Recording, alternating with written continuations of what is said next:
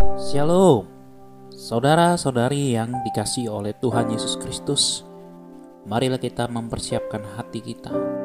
Kita akan fokus bersama-sama bertumbuh, bersama-sama menyembah, melayani Tuhan.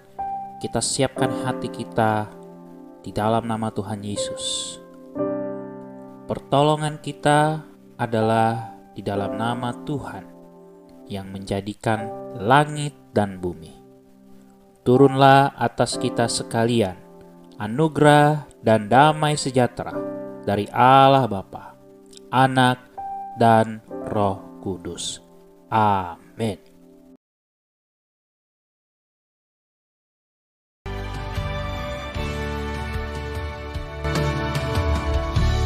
Ujilah aku Tuhan, cobalah aku Tuhan, selidiki batinku dan hatiku, mataku tertuju padamu. Aku cinta padamu Tuhan.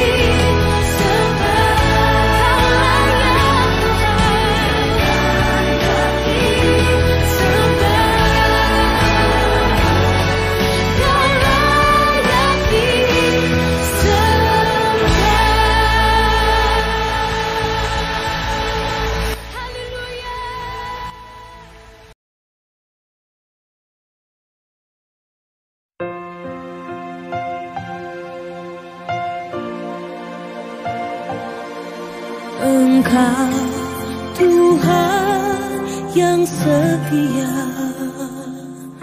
waktumu selalu yang terbaik. Engkau Tuhan sandaranku, dan ku hanya kan berharap padamu. Satu-satunya yang ku andalkan, satu-satunya yang ku percaya. Engkau sumber kekuatan, sumber pengharapan, sumber kedamaian. Satu-satunya yang ku andalkan, satu-satunya yang ku percaya. Engkau Tuhan memberkati, Tuhan penyembuhku, Tuhan pemulihku.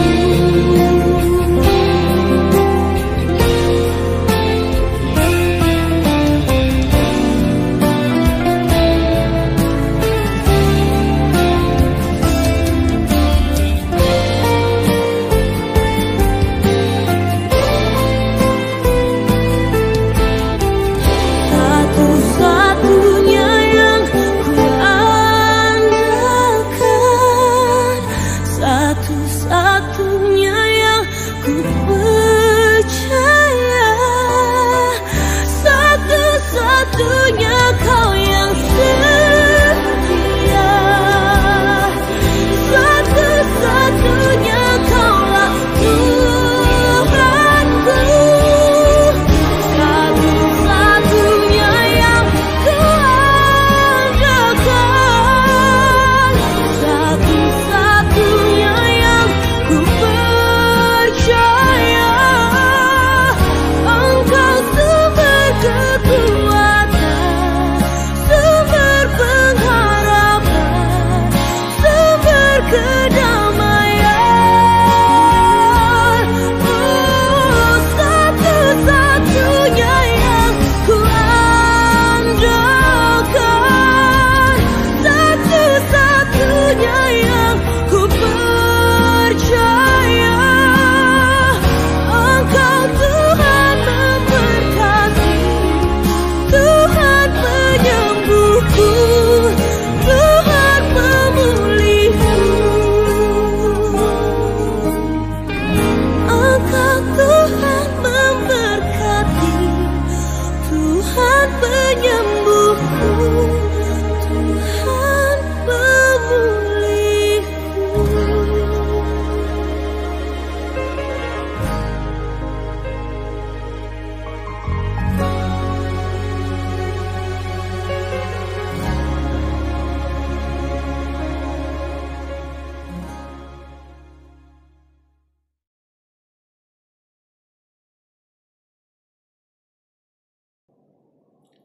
Saudara-saudari yang terkasih, kita akan mendengarkan firman Tuhan. Hari ini firman Tuhan saya ambil dari Keluaran pasal 17 ayat 1 sampai yang ke-7. Saya akan membacakan untuk kita semua.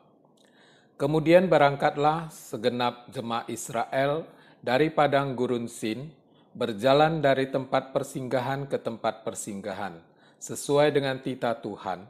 Lalu berkemahlah mereka di Rafidim. Tetapi di sana tidak ada air untuk diminum. Jadi mulailah mereka itu bertengkar dengan Musa. Kata mereka, berikanlah air kepada kami, supaya kami dapat minum. Tetapi Musa berkata kepada mereka, mengapakah kamu bertengkar dengan aku? Mengapakah kamu mencobai Tuhan? Hauslah bangsa itu akan air di sana, bersungut-sungutlah bangsa itu kepada Musa dan berkata, mengapa pula engkau memimpin kami keluar dari Mesir untuk membunuh kami, anak-anak kami, dan ternak kami dengan kehausan?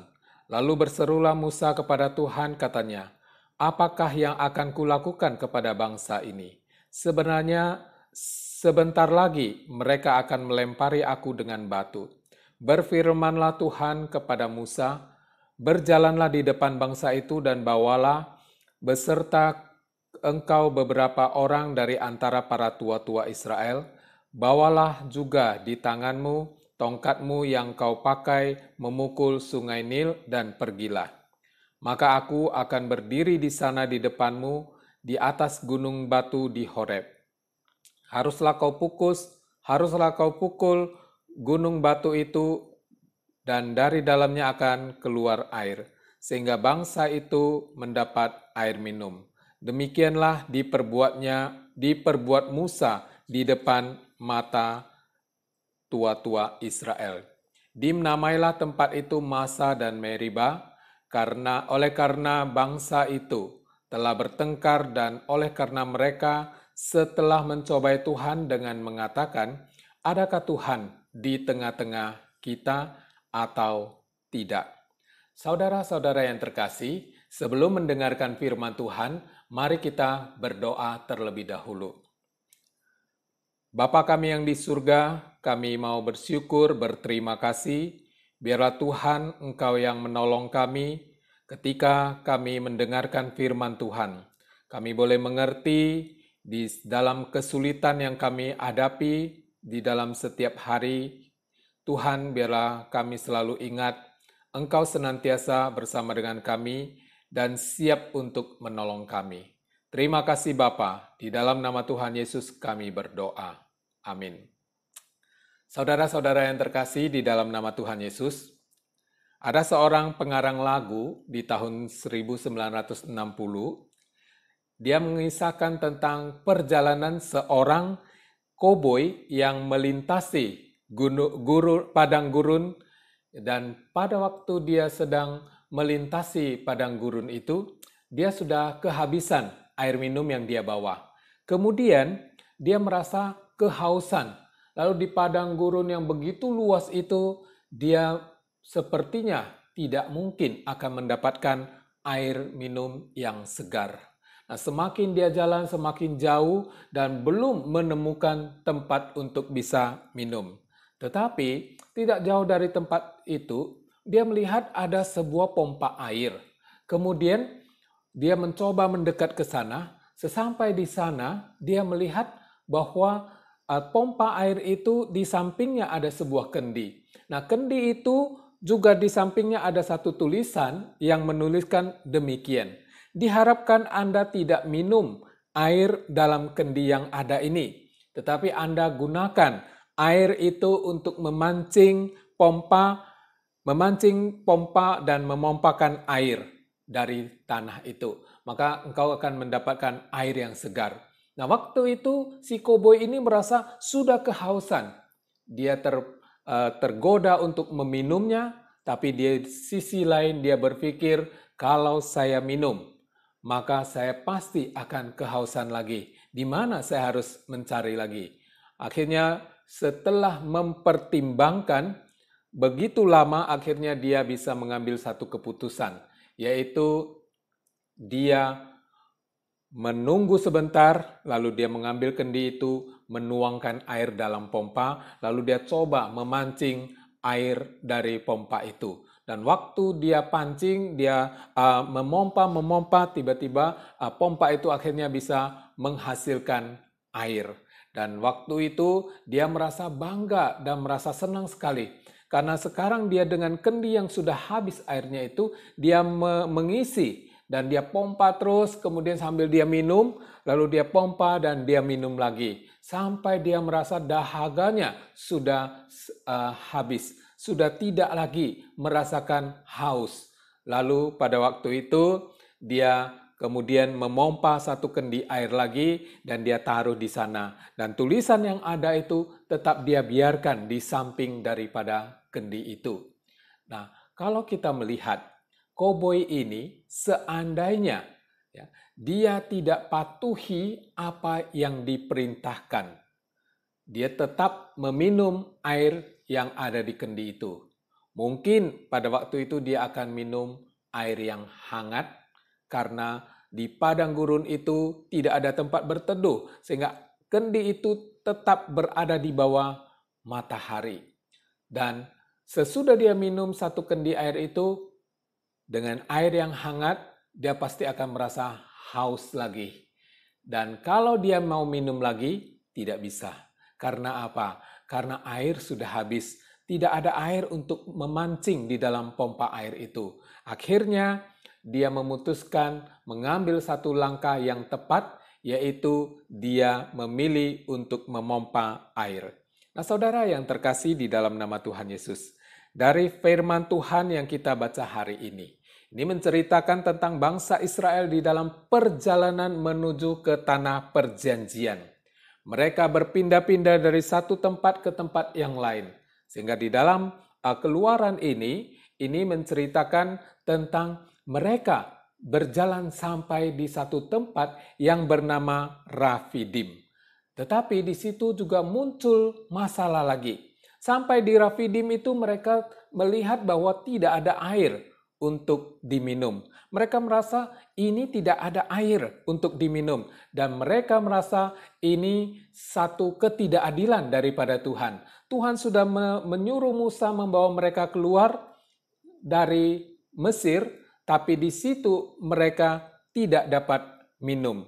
Dan pada waktu itu mereka bersungut-sungut dan datang kepada Musa, menuntut kepada Musa supaya Musa bisa memberikan air minum kepada mereka. Nah, padahal di dalam perjalanan sebelumnya, Tuhan terus memimpin mereka.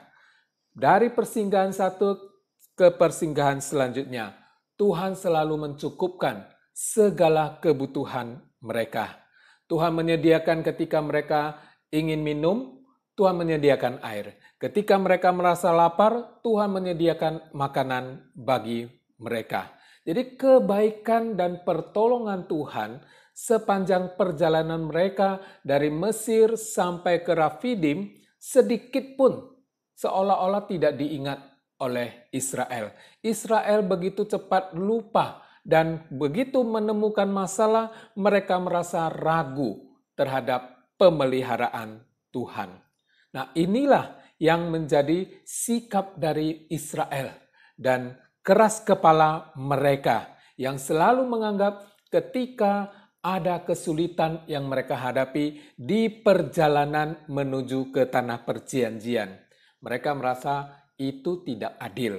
Kenapa Tuhan membawa mereka sampai di situ? Nah, mereka menganggap bahwa sebagai umat pilihan Allah, seharusnya mereka tidak ada mengalami kesulitan. Mereka seharusnya segala sesuatu berjalan dengan mulus. Segala sesuatu harusnya sudah disediakan oleh Tuhan bagi mereka. Nah, saudara yang terkasih, bukankah hal ini juga kadang-kadang muncul dari pemikiran kita? Kita tergoda untuk berpikir seperti Israel. Saya sebagai umat Tuhan, saya sebagai anak-anak Tuhan, saya sebagai orang yang melayani. Kenapa saya sudah melayani dengan begitu sungguh-sungguh, dan ketika saat ini saya harus menghadapi kesulitan. Saya sudah giat melayani, saya sudah korbankan waktu saya, bahkan saya sudah memberikan persembahan. Dan kadang-kadang kita seperti bangsa Israel. Kita bertanya kepada Tuhan, kenapa kesulitan ini masih ada di dalam keluarga saya, dalam kehidupan saya? Kenapa saya harus masih mengalami semuanya itu? Apalagi kalau saat ini kita melihat pandemik yang sudah berlangsung begitu lama, bahkan memakan begitu banyak korban jiwa. Dan saat seperti itu, kita tergoda untuk bertanya, kapan selesai? Ya, kapan pandemi ini selesai? Bukankah Tuhan itu Maha Kuasa? Dia bisa menghilangkan pandemi ini, menghilangkan COVID-19 ini, hanya menghardik, mengatakan, COVID engkau pergi, maka sudah selesai. Kenapa Tuhan membiarkan hal itu terjadi?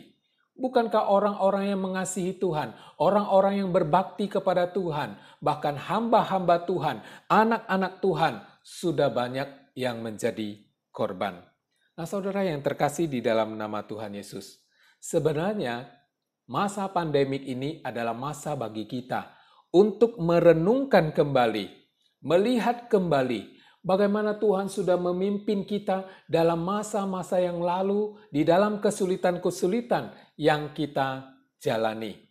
Dan pada waktu itu kita sudah berjalan bersama dengan Tuhan.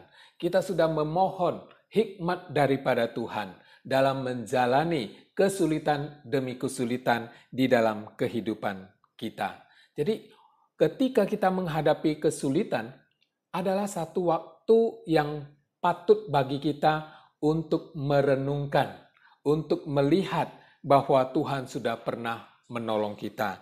Dan kita yakin bahwa Tuhan pasti akan memimpin langkah kita ke depan supaya kita tetap bersama-sama dengan Tuhan. Saudara yang terkasih, sesulit apapun kehidupan yang kita jalani, pasti Tuhan bersama dengan kita dan akan menolong kita. Nah, bangsa Israel adalah satu bangsa yang begitu cepat melupakan kebaikan dan pertolongan daripada Tuhan. Tuhan sudah menyertai mereka, Tuhan sudah memimpin mereka, Tuhan sudah memelihara kehidupan mereka. Bahkan ketika mereka berada di Rafidim, penyertaan Tuhan itu sangat jelas, yaitu siang hari dengan tiang awan dan malam hari dengan tiang api. Tuhan yang memimpin mereka, Tuhan yang menolong mereka. Bahkan ketika mereka kelaparan, mereka mendapatkan makanan, mereka berjalan, dan di Alkitab dikatakan mereka berjalan, itu kaki mereka tidak menjadi bengkak, pakaian yang mereka pakai tidak menjadi rusak. Bukankah itu penyertaan dan pemeliharaan Tuhan kepada mereka? Nah, dalam kehidupan kita juga demikian. Kesulitan demi kesulitan sudah kita jalani bersama dengan Tuhan.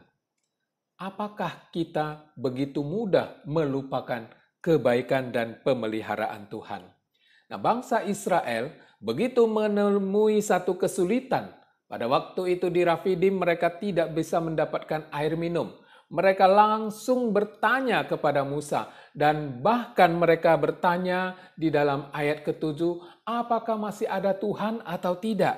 Nah, saudara yang terkasih, bangsa Israel begitu khawatir tentang kehidupannya dan mereka datang kepada Musa. Mereka minta pertanggungjawaban Musa. Kenapa membawa mereka keluar dari perbudakan di Mesir? Dan mereka berteriak-teriak kepada Musa. Dan waktu itu Musa sebagai manusia, dia juga datang kepada Tuhan. Dia meminta kepada Tuhan, sebentar lagi mereka akan melempari aku dengan batu. Karena dia tahu sifat daripada bangsa Israel begitu cepat berubah. Lalu dia datang kepada Tuhan sambil bermohon kepada Tuhan supaya Tuhan menolong dia. Saudara yang terkasih di dalam nama Tuhan Yesus, Tuhan melihat Musa. Ketika itu Tuhan masih mengasihi Musa, bahkan mau memakai Musa untuk melakukan banyak hal di dalam kehidupannya. Lalu Tuhan berkata kepada Musa, "Pergilah engkau berjalan di depan bangsa Israel, lalu bawa beberapa tua-tua daripada Israel, dan kalian akan menuju ke Gunung Horeb. Di situ aku akan berdiri di sana," kata Tuhan, "bersama dengan engkau. Lalu engkau dengan tongkat yang engkau bawa, itu engkau pukulkan di gunung itu. Ya. Dan dari situ aku akan mengeluarkan air untuk diminum bangsa Israel." Nah, saudara yang terkasih, begitu kasih Tuhan kepada Israel, sehingga Tuhan tidak meninggalkan mereka begitu saja.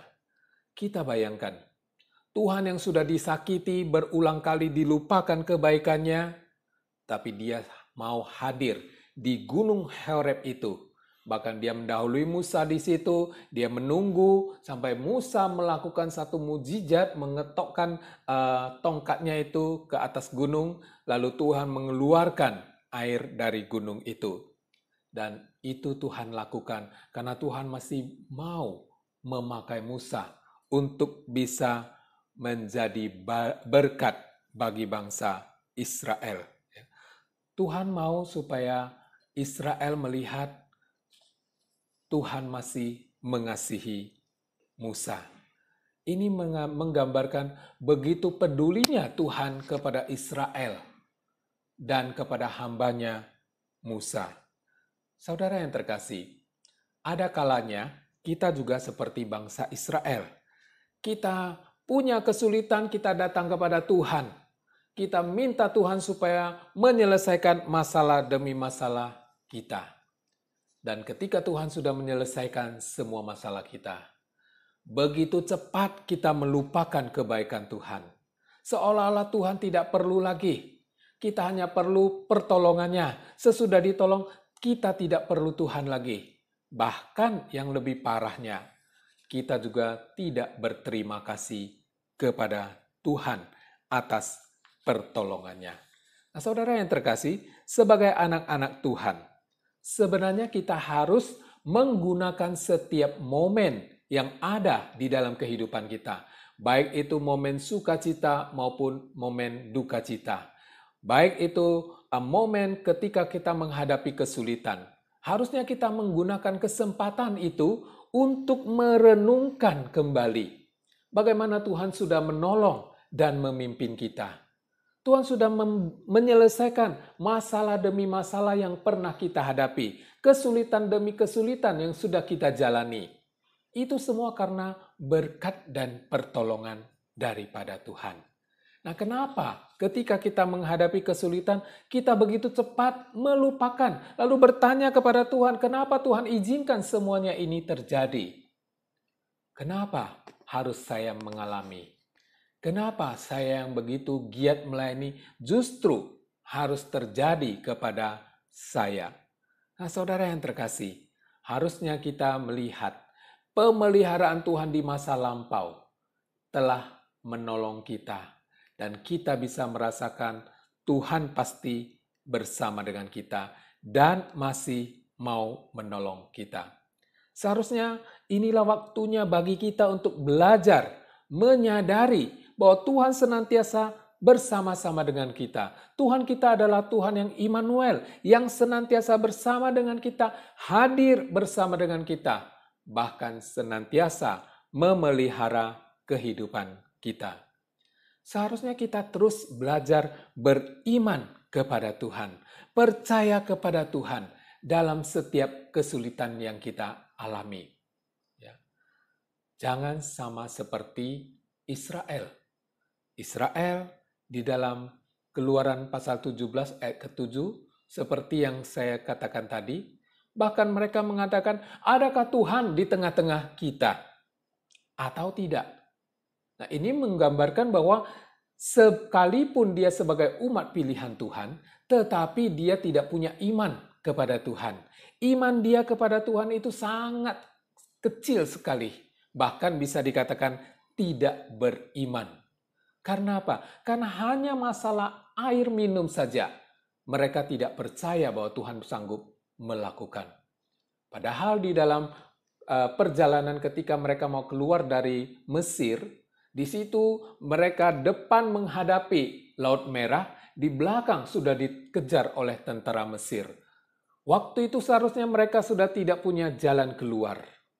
Tapi mereka meminta pertolongan Tuhan. Dan Musa dengan tongkatnya itu membelah Laut Merah itu menjadi terbelah dan mereka bisa berjalan di tengahnya. Nah, saudara yang terkasih, itu adalah pertolongan Tuhan. Harusnya membuat mereka sadar akan pertolongan daripada Tuhan. Kalau kita melihat perjalanan daripada bangsa Israel, dari keluar dari Mesir, menuju sampai ke Rafidim, ada 4 peristiwa yang sudah mereka alami. Tapi mereka berulang kali tidak bisa percaya kepada Tuhan dengan sepenuh hati. Yang pertama, yaitu ketika mereka dikejar oleh tentara Mesir. Di depan Laut Merah, di belakang tentara Mesir. Mereka tidak bisa lari lagi. Tetapi justru di saat seperti itu, Tuhan memperlihatkan kemahakuasaannya sehingga mereka bisa bebas. Bahkan ketika mereka sedang berjalan di tengah-tengah laut yang sudah kering itu, mereka terus dikejar. Tetapi firman Tuhan katakan, Tuhan mengacaukan tentara Mesir. Sehingga kuda yang mereka tunggangi dan juga kereta yang mereka naiki itu berjalan tidak mulus. Sehingga akhirnya mereka menjadi kacau balau sendiri. Lalu yang kedua, ketika mereka sampai di Mara, dan pada waktu itu mereka menemukan air yang mereka minum itu pahit. Oleh karena itu, mereka masih mencari Tuhan. Bersungut-sungut kepada Musa, kenapa membawa kami ke tempat ini? Lebih bagus kami kembali ke Mesir. Itulah yang terjadi. Tapi Tuhan memanggil Musa untuk melemparkan kayu ke dalam air itu. Sehingga air itu menjadi air yang manis. Dan Israel tidak bisa mengingat kebaikan dan pertolongan daripada Tuhan. Lalu yang ketiga, ketika mereka berada di Gunung Sin, di padang Gunung Sin. Waktu itu mereka mengeluh, mereka sudah bosan dengan makanan yang ada. Lalu Tuhan memberikan daging dan roti kepada mereka. Sampai yang ketiga pun mereka tidak yakin pemeliharaan Tuhan kepada mereka. Dan yang keempat ketika mereka di Rafidim. Ya, waktu itu mereka tidak ada air minum. Nah, ketika Israel begitu menemukan kesulitan, mereka langsung melupakan kebaikan Tuhan. Seharusnya Israel bisa melihat bahwa yang begitu sulit saja Tuhan bisa membukakan jalan bagi mereka. Apalagi dengan kondisi yang sekarang mereka hadapi, mereka kekurangan air atau tidak ada air. Harusnya ini masalah yang kecil dan Tuhan bisa menyelesaikan bagi mereka. Lalu apa yang bisa kita pelajari dari kehidupan bangsa Israel? Yang pertama, yaitu hidup bersama dengan Tuhan bukan berarti kita tidak ada lagi menghadapi kesulitan. Hidup benar di hadapan Tuhan bukan berarti tidak ada kesulitan di dalam kehidupan kita. Hidup bersama dengan Tuhan tetap akan mengalami kesulitan. Tetapi bedanya ketika kita mengalami kesulitan, kita tetap percaya kepada Tuhan bahwa Tuhan sanggup menyelesaikan semua masalah kita. Asal kita mau tetap setia kepada Tuhan dan meminta pertolongan daripada Tuhan. Itulah janji Tuhan kepada setiap orang. Lalu yang kedua, kita diajar untuk tidak selalu bersungut-sungut ketika menghadapi kesulitan di dalam kehidupan kita. Tapi kita kembali menoleh ke belakang bagaimana Tuhan sudah menolong kita. Langkah-langkah kehidupan kita, Tuhan terus pimpin. Dan bahkan kesulitan yang sekarang dihadapi atau yang akan dihadapi, Tuhan masih bersama dengan kita. Jadi bukan kita terus bersungut-sungut di dalam kesulitan yang kita alami. Nah, bangsa Israel berbeda. Mereka begitu cepat melupakan segala kebaikan Tuhan. Mereka lebih memilih suara hati mereka, hawa nafsu mereka.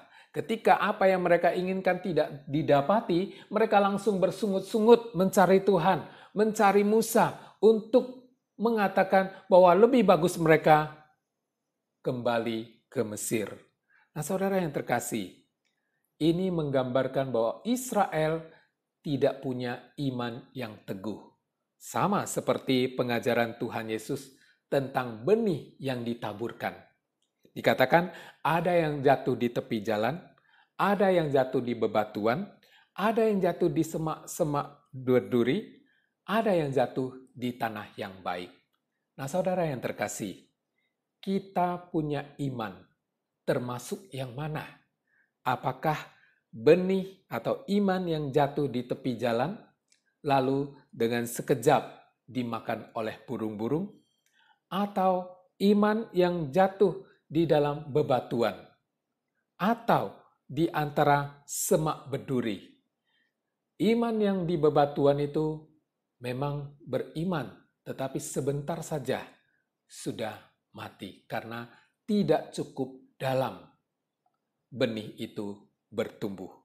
Iman yang jatuh di semak duri memang bisa bertumbuh, tetapi karena berbagai kesulitan, pada akhirnya menghimpit dia dan menjadi mati. Atau iman kita yang seperti benih yang jatuh di tanah yang baik, sehingga bertumbuh dan menghasilkan berlipat-lipat ganda.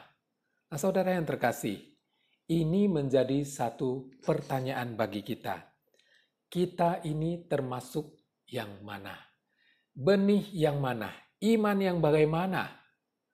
Melalui kehidupan perjalanan bangsa Israel, kita mengoreksi diri kita.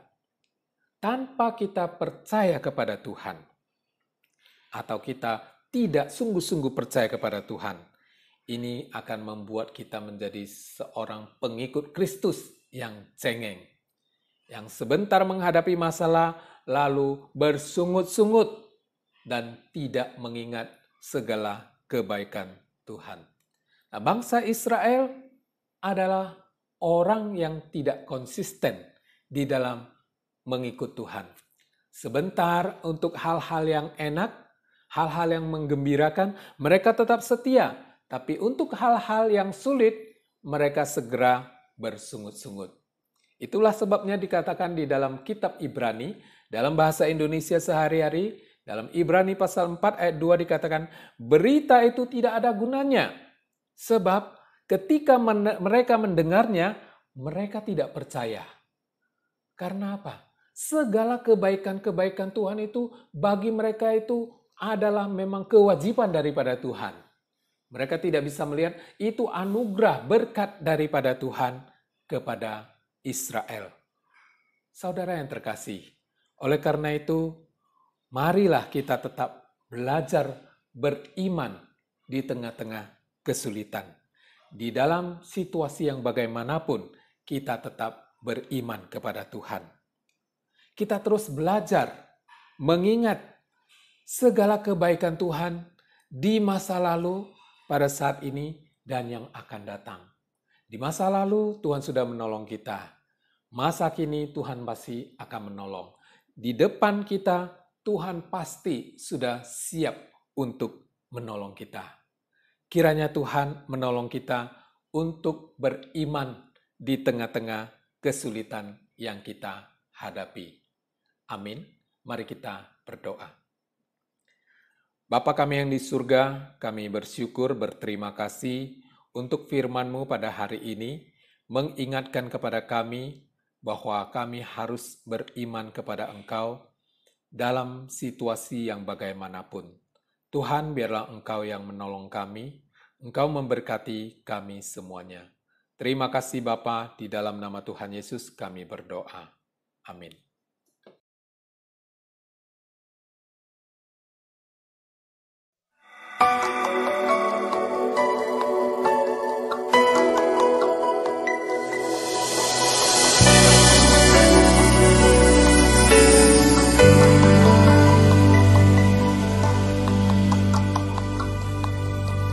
Yesus, Kau kebenaran yang menyelamatkanku. Kau memberikanku hidup dan pengharapan.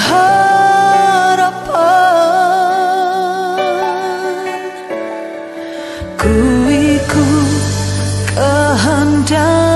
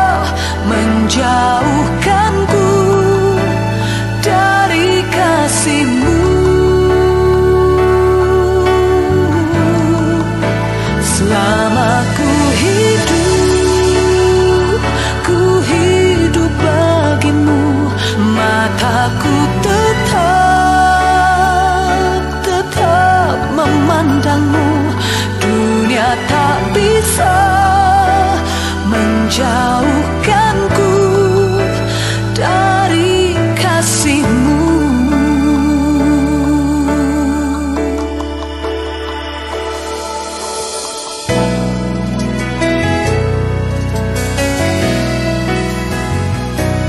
Yesus, Kau kebenaran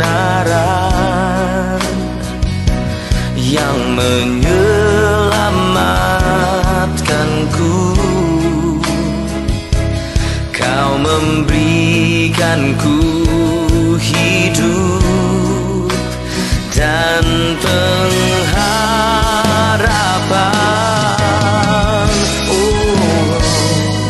Ku ikut kehendak-Mu, ku perlu anugerah-Mu. Ku nyatakan janjiku kepadamu.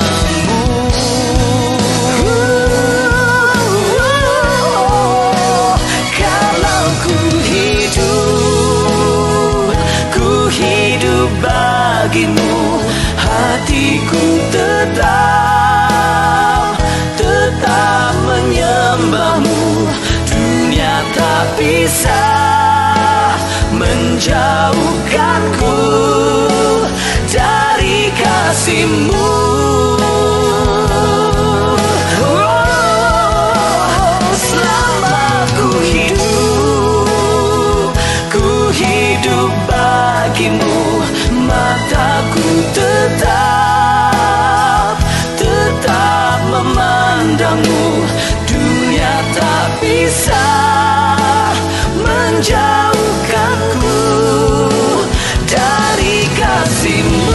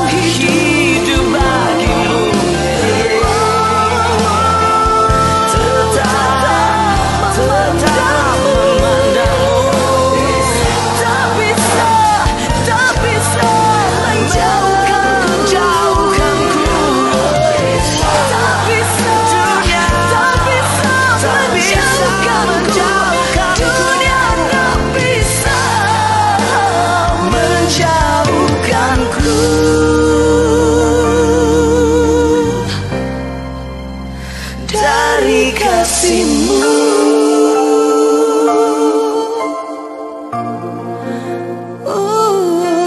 Dari kasih-Mu.